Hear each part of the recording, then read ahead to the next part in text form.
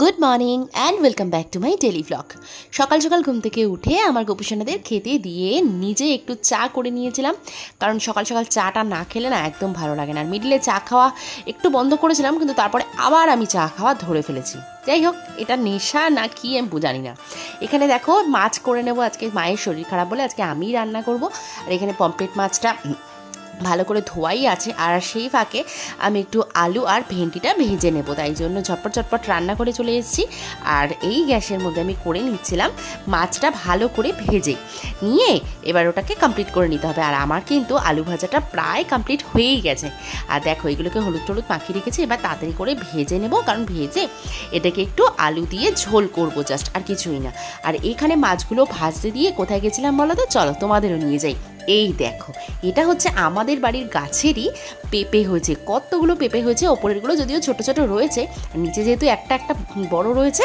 আর শুভকে বললাম চলো তাহলে আজকে ওটা পেরে নাও, আর ও একটা পেরে নিয়েছে। দেখো কত সুন্দর না, দেখতেও কত কিউট এই পেঁপেটা।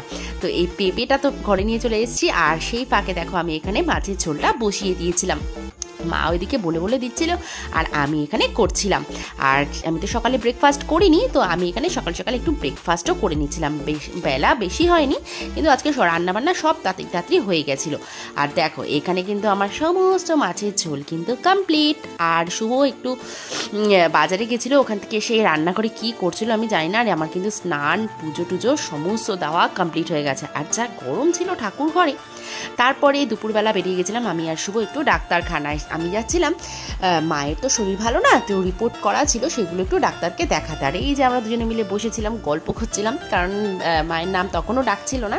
তারপরে বাড়িতে এসে খাওয়া দাওয়া করে বিকেলবেলা আমি আরও বেরিয়ে পড়েছিলাম একটা কাজে মানে একটা ডকুমেন্টসের একটা সিমের একটা কাজ ছিল, তো সেটার জন্য বেরিয়ে কাজ কমপ্লিট করে চলে এসেছি বাড়িতে, যেহেতু আমার পড়া আছে। তো পড়ানোর আগেই শুভ আবার নিয়েছিল বাড়িতে পাপড়ি চাট, জাস্ট দারুণ ছিল খেতে। বহুদিন বাদে পাপড়ি চাট খেলাম।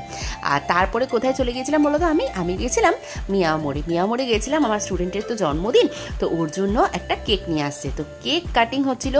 বেশ মজা হচ্ছিল এই সময়টাতে, কারণ এই দিনগুলো নাই মানে বার্থডে দিনগুলো ভীষণ ভালো কাটে। তো ভিডিওটা যদি ভালো লেগে থাকে অবশ্যই লাইক, কমেন্ট অ্যান্ড সাবস্ক্রাইব। দেখা হচ্ছে অন্য কোনো ভিডিওতে। বাই।